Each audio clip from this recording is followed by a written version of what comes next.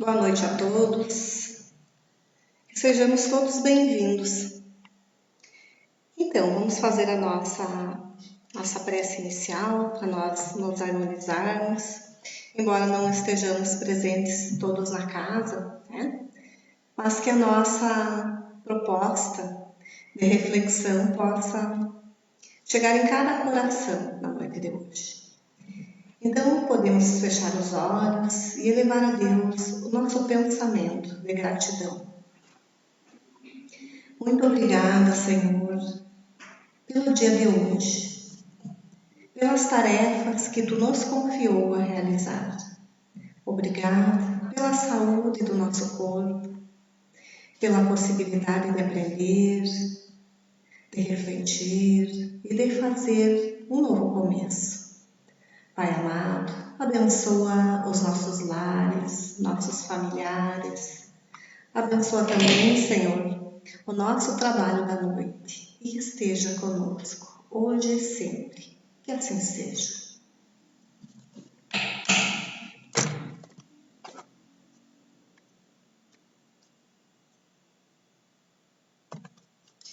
Então, hoje nós vamos refletir um pouquinho sobre o capítulo 10 do livro Fonte Viva, que nos traz umas reflexões a respeito do tempo. Então, o tempo que nós dispomos neste planeta.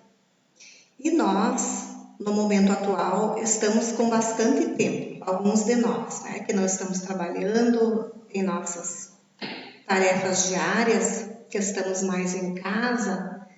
Então temos tempo, e para que esse tempo não fique ocioso, interessante seria que nós empregássemos de forma que ele nos tenha valor. O tempo ocioso, ele é uma doença para nós. Né? Por que será que ele é uma doença? Porque ele nos pode permitir pensamentos que não nos façam bem, podem nos ajudar a fazer coisas que não são proveitosas, como exagerar no lazer, né? Então, o tempo ocioso ele é inimigo daquele que gosta de ser produtivo. E há muitas frases sobre o tempo, né? Quanto nós temos por aí de filósofos, pensadores, poetas que já disseram muitas coisas bem importantes a respeito da importância deste fator que Deus nos permite fazer uso aqui na Terra para o nosso próprio benefício. Então, vamos nos fazer algumas perguntinhas. Para que nos serve este tempo? E como que a gente deve empregar para ser algo em benefício próprio? E também podemos nos perguntar, será que a gente está administrando, usando e aplicando esse tempo de forma devida, adequada? Para responder essas perguntas, então, esta leiturinha do livro Fonte Viva, que está no capítulo 10, se chama Certamente, nos traz algumas ideias, então, do que nós temos de propósito nesta vida e por que Deus nos concede este período que para muitos é longo, para outros é menor, mas que ele tem, com certeza, um propósito de vida. Então, vamos fazer uma retomadinha, vamos dar uma pensadinha na nossa vida. Quando a gente é bem novo, será que a gente se preocupa com o tempo? Difícil, né? A gente acha que é imortal, né? Que na verdade somos, né? Mas a gente acha que fisicamente a gente é imortal, né? E que vamos ficar crianças ou jovens a vida inteira. Então a gente não se preocupa com isso. E é comum nesta fase da nossa existência que a gente até gaste o tempo com coisas para passar o tempo. Não é comum a gente ouvir dos mais jovens, até dos mais velhos, inclusive, dizer vamos jogar cartas, né, para passar o tempo, ou vamos assistir um filme, fazer alguma coisa que passe o tempo, como se o tempo fosse algo penoso para nós. E, na verdade, ele é algo bem valioso. Então, quando a gente passa o tempo, a gente desperdiça. Porque nós viemos com o propósito de aproveitar esse tempo para progredir, nos instruir, nos melhorar, né? Então, como é que funciona esse tempo existencial? Quando a gente vai ficando mais maduro, que precisamos, então, nos manter através do trabalho, que a gente precisa ter a profissão, começamos a dar mais importância, porque às vezes nós não vencemos fazer as tarefas, as atividades dentro daquele prazo, né?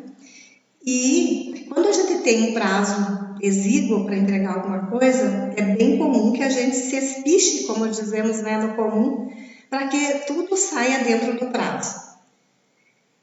E quando a gente fica mais velho, digamos assim, bem mais maduro, a gente começa a perceber que esta vida não é só um passar do tempo.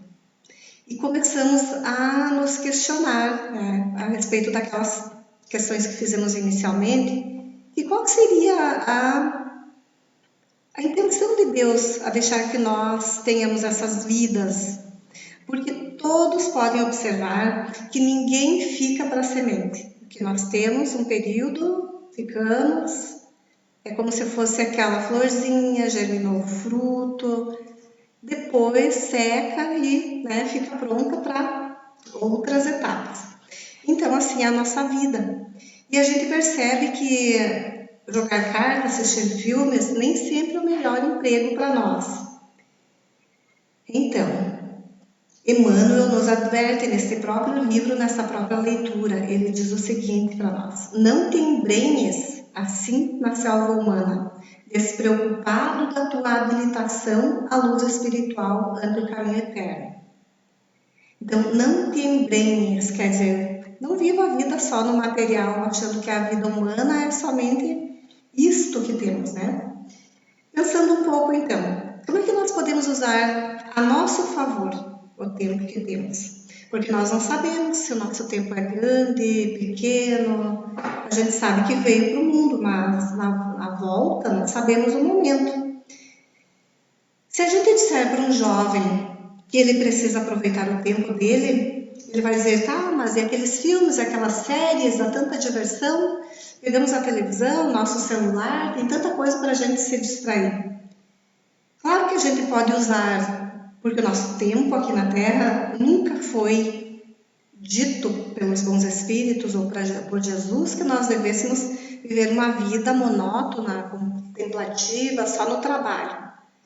Embora nós, sem trabalho, não temos nada de progresso, né? Porque, inclusive, nós temos no Livro dos Espíritos, na parte 3, nós temos a lei do trabalho, de tão importante que o trabalho é.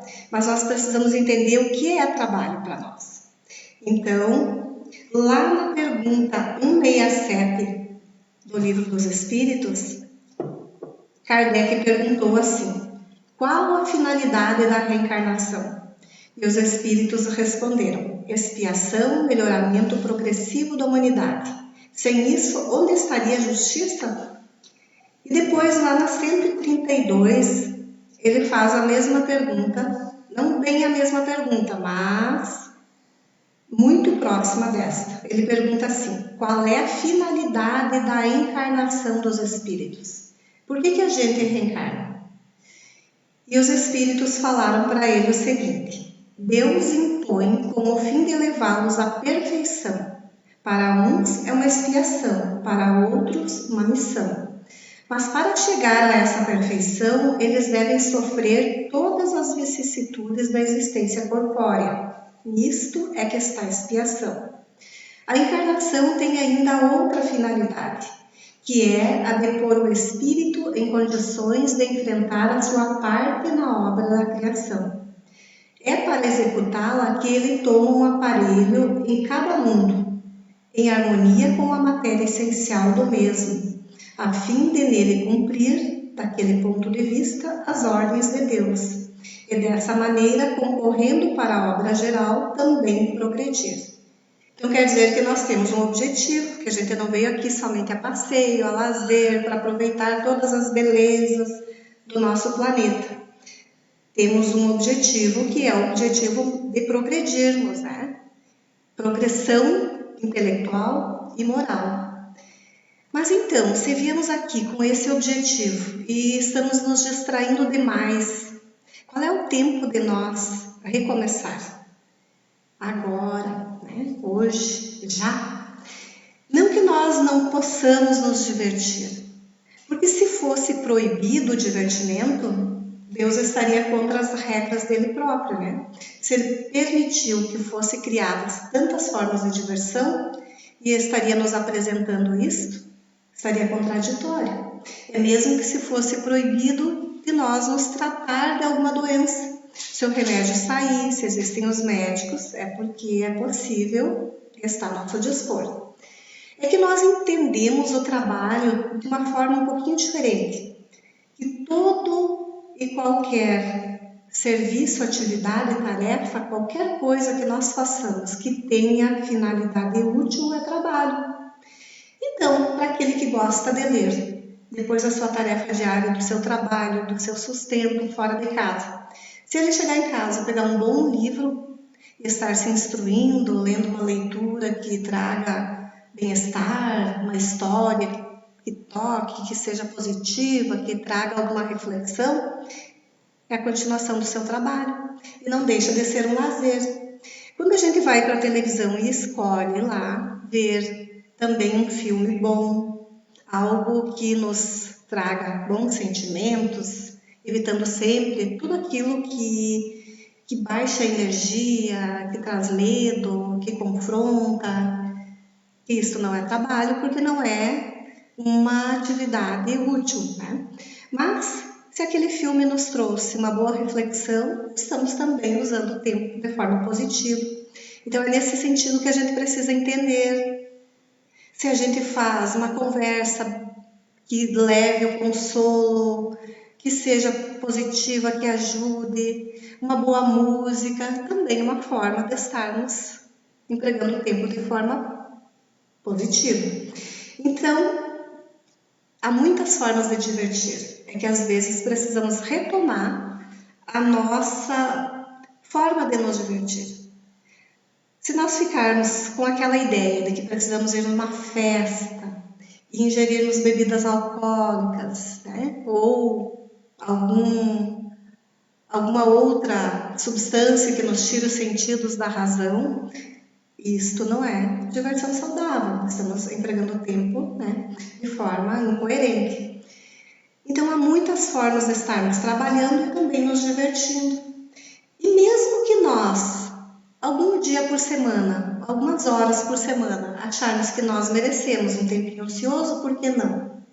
Se nós empregamos, digamos, 90%, 80% do nosso tempo de forma positiva e produtiva, um pouquinho de lazer, de ociosidade, contanto que não se converta no mal para alguém ou para nós próprios, está também nos desígnios divinos. Então é esse o nosso proceder para ocuparmos de forma positiva e estarmos também progredindo, que é o que Deus espera de nós, é a proposta de Deus. Naquela pergunta que diz assim, que Kardec pergunta a finalidade da existência humana, e quando os espíritos dizem que a finalidade também é ser útil na vida para os outros, que é, trocando em miúdos, é isso que diz, que Deus espera a nossa parte no progresso, ajudando os semelhantes. Então, quem sabe, nos encontrar com alguém, nem que seja de forma virtual, mandar uma mensagem, mas aquela mensagem que realmente venha do coração, não aquela mensagem que vai assim automaticamente para todos os contatos, né? Mas aquela que você tirou um tempinho e lembrou daquela pessoa e mandou para ela. Então, quem sabe você não está sendo instrumento de Deus naquele momento para levar o consolo? Quantos de nós não está precisando de ajuda e pede ajuda? E como que os espíritos dizem que a gente recebe a ajuda? Pode ser por um amigo, através de uma mensagem, de um livro que você leu, de um filme que você assistiu. Então, a ajuda vem de muitas formas. Quem diz que não é através daquela mensagem do WhatsApp que você está levando consolo para aquele irmão? Então, a nossa intenção de ser útil, de fazer o bem, também está impregnando de energias aquela mensagem, energias boas, E se nós estivermos mal-humorados, com sentimentos nada positivos, também podemos estar fazendo isso. Quando Jesus nos disse orar e vigiar é o caminho, é bem isto.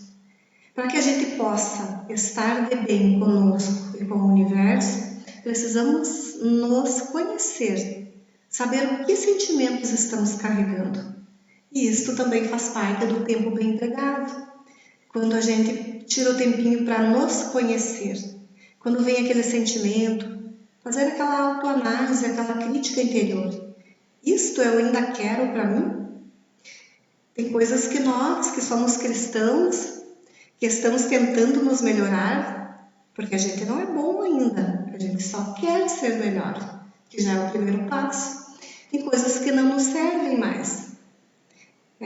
Aquele calçado velho lá do sentimento negativo, do desejo de vingança, de confronto, de violência, não nos serve mais, porque não nos faz bem. Não faz bem para quem sente, para quem vive esta demanda de sentimentos. Então precisamos começar pela parte talvez mais fácil para nós, que é vigiar o que sentimos, o que pensamos, o que estamos exteriorizando para o mundo. É uma forma de autoconhecimento e de também estar contribuindo com a humanidade. Porque aonde tem um sentimento bom, um pensamento de luz, ilumina o ambiente. Então é isso que Deus espera que nós façamos. Deus nos conhece, sabe do que nós somos capazes. Pior é que se Deus sabe do que somos capazes e nós não estamos atendendo à vontade divina. Então é muito importante para nós que a gente siga os ensinamentos de Cristo naquilo que a gente já é capaz de fazer. Pequenas coisas. Ele não espera que nós façamos grandes coisas, porque nós não estamos capacitados ainda. Mas às vezes aquelas pequenas tarefas, suportar uma pessoa desagradável, às vezes no nosso lar, às vezes no nosso trabalho, começamos suportando e depois vamos aprendendo a ter simpatia, vamos olhando com mais carinho, vamos entendendo que às vezes a pessoa precisa do nosso olhar carinhoso e assim a gente vai estendendo a nossa onda de magnetismo do bem, vamos abraçando aquele irmão, porque não adianta nós dizermos palavras, às vezes falsas em relação ao irmão. O que importa é o que nós sentimos, é a nossa intenção. E assim no nosso lar também, Às vezes é difícil inicialmente, depois a gente vai acostumando, porque tudo é costume, e a gente vai fazendo pequenas mudanças que os outros percebem e nos fazem muito bem para nós e para o ambiente que a gente vive. Então, isto também é empregar o tempo de forma positiva. Neste livrinho, Fonte Viva, o Emmanuel nos diz, que diz assim, no penúltimo versículo do Novo Testamento, que é a carta do amor divino para a humanidade, determinou o Senhor fosse gravada pelo apóstolo a sua promessa solene. Certamente, cedo vem. E o Emmanuel nos aconselha da parte dele, vale-te, pois, do tempo e não te faças tardio na preparação. Então, por isso que a gente diz, comecemos essa obra de renovação íntima hoje, agora. Pensando o quê? Pensando em fazer o bem para nós, para o nosso próximo, para que a gente possa estar sendo útil no ambiente em que estivermos.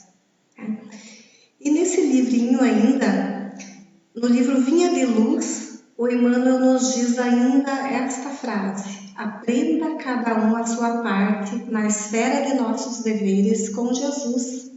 Atenda ao programa de edificação que lhe compete, ainda que se encontre sozinho ou perseguido pela incompreensão dos homens, e então estará crescendo na graça e no discernimento para a vida imortal. Então essas duas últimas frasezinhas nos lembram que o tempo é agora não dá para esperar para mais tarde, porque nós não sabemos quando voltaremos para o plano espiritual.